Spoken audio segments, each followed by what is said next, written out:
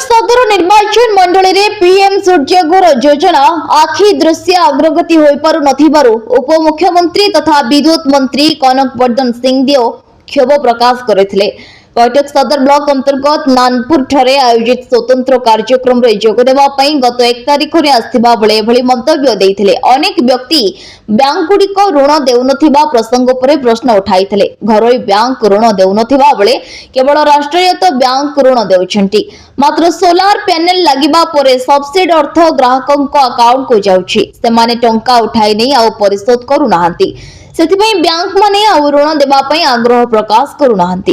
तेणु एहार समाधान पई ऋण देइथिबा बैंक पाखकु जदि सब्सिडी अर्थ चली जांता ताहले सेमाने ऋण मंजूर पई आ पछ घुंचा देउ नथांते। वर्तमान 3 किलोवाट पई 1,38,000 टंका और 2 किलोवाट पई 1,10,000 टंका सब्सिडी सरकार देउछंती।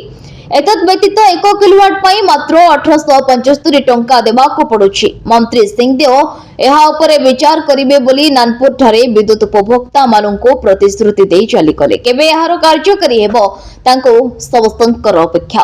एबे सुधा 211 जन विद्युत उपभोक्ता ऋण करी सोलार पैनल लगाई सब्सिडी पाइथिले। मात्र सब्सिडी अर्थ नै खर्च करिथिले आ ऋण परिशोध करू नथिबारु बैंक गुडीको आशंका मध्यरे रहिछंती।